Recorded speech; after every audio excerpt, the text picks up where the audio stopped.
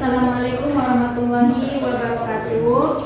Selamat pagi anak-anak. Apa kabar semuanya? Sehat? Alhamdulillah, semua dalam keadaan sehat. Walaupun kita belajar daring, tapi kita harus tetap semangat.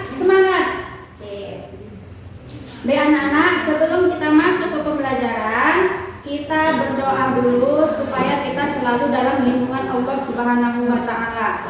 Doa dimulai. Bismillahirrahmanirrahim. Rabbi sholli sadri wa yassirli amri wahlul 'uqdatam min lisani yafqahu qawli. Amin.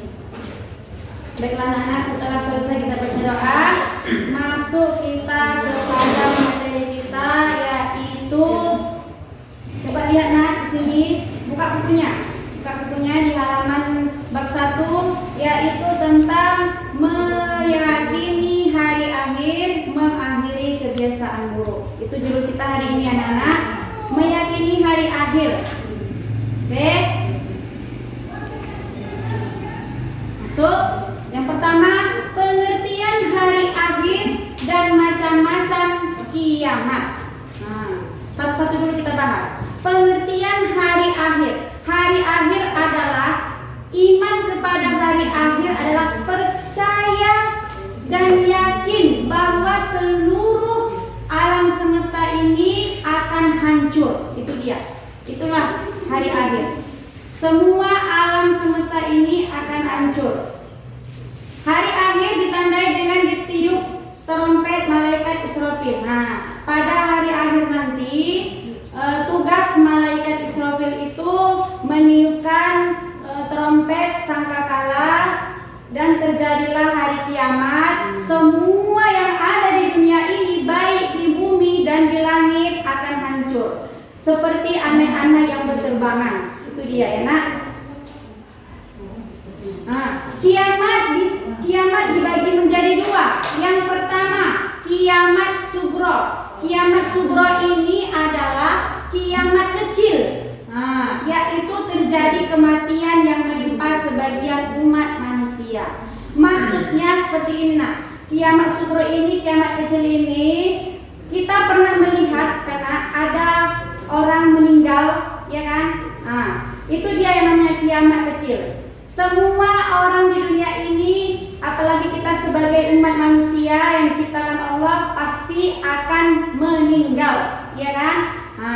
Kemudian contoh yang kedua, ada namanya gempa bumi, tanah longsor, kemudian apalagi yang dan sebagainya. Itulah namanya dikatakan kiamat kecil. Kita sudah melihat.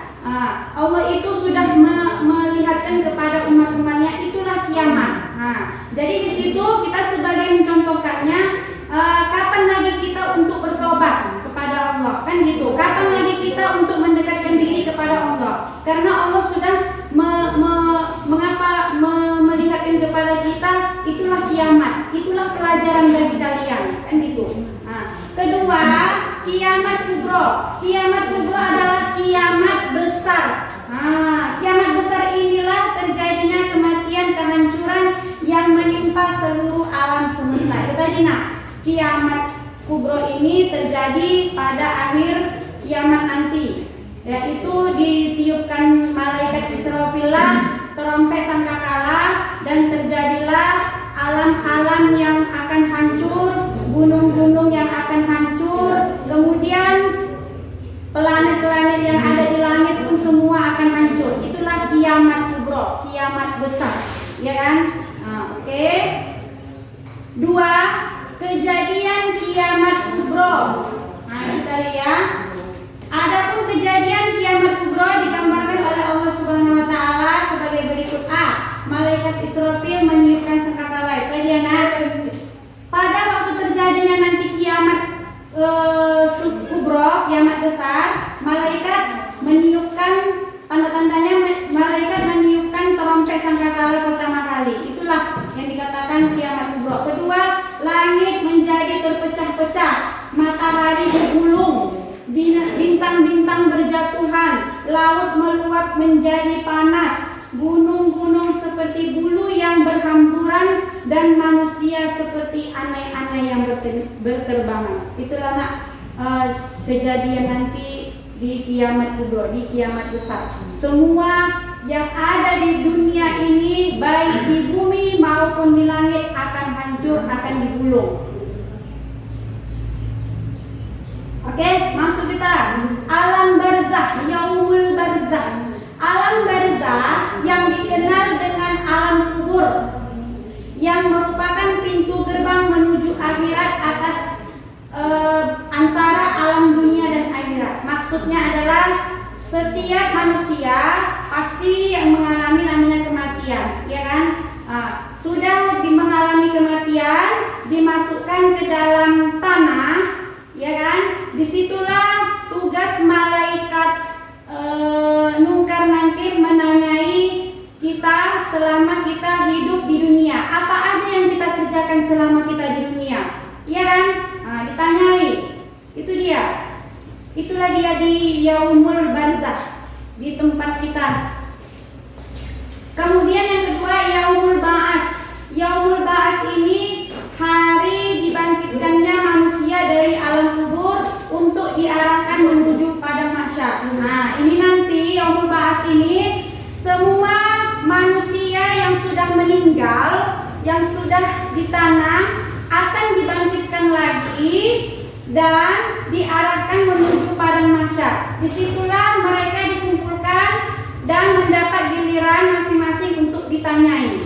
Nah, yang ketiga, yaumul has atau yaumul mahsyar. Nah, yaumul mahsyar ini adalah hari dikumpulkannya seluruh manusia yang telah dibangkitkan dari kuburnya di sebuah padang yang sangat luas bernama padang mahsyar. Nah, disinilah nanti semua manusia dikumpulkan, dilihat, ya kan, ditimbang amal kebaikannya. Waktu dia di dunia, apa yang dibuatnya, apa yang dilakukannya, disitulah nanti dikumpulkan, ditanyai. Oke, anak-anak ngerti? Kemudian yang keempat, yaumul hisab. Yaumul hisab atau yaumul mizan adalah hari ditimbangnya seluruh amal baik dan buruk manusia, menerima keadilan balasannya masing-masing. Ya, disinilah nanti ditimbang amal kebaikan kita dan amal keburukan kita. Ya, nah? 5. Surga dan neraka. Yang kita bahas dulu yang pertama, surga. Surga sebagai balasan amal baik. Nah, perbuatan baik itu akan mendapat balasan yang setimpal dari Allah Subhanahu wa ta'ala. Jadi, ya kan, kalau kita ingin masuk surga, berbanyaklah berbuat kebaikan. Kerjakanlah perintah Allah Subhanahu wa ta'ala. Itu dia kalau mau masuk surga. Oke? Yang kedua, neraka sebagai balasan amal buruk.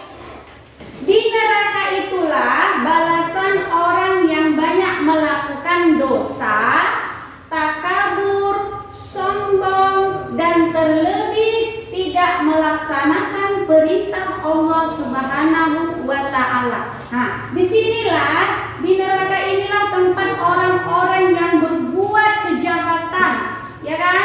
Selalu sombong, berdusta, selalu berbohong. Disitulah tempat orang-orang yang ibu bilang tadi, ya kan? Nah, makanya kalau nggak mau masuk neraka, jangan kita berbuat dosa, jangan berbuat takabur, jangan sombong, ya nak, karena itu perbuatan yang tidak baik. Oke? Nah, di sini ada soal ibu kasih, ya kan? Dari semua penjelasan yang ibu bilang tadi, ibu menyimpulkan sebuah soal. Yang pertama, jelaskan pengertian hari kiamat. Nah, apa itu hari kiamat? Nah, itulah dia, ya. Kemudian yang kedua, jelaskan fungsi iman kepada hari akhir.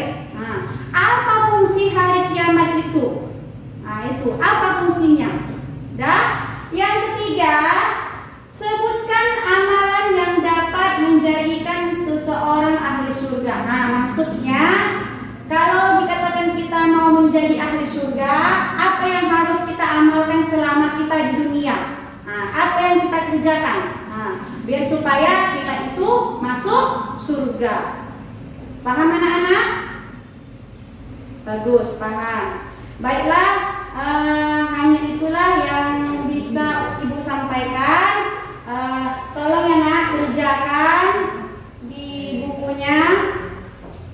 Nanti dikumpulkan melalui WA Ibu ya. Ibu akhiri dengan wassalamualaikum warahmatullahi wabarakatuh. Terima kasih.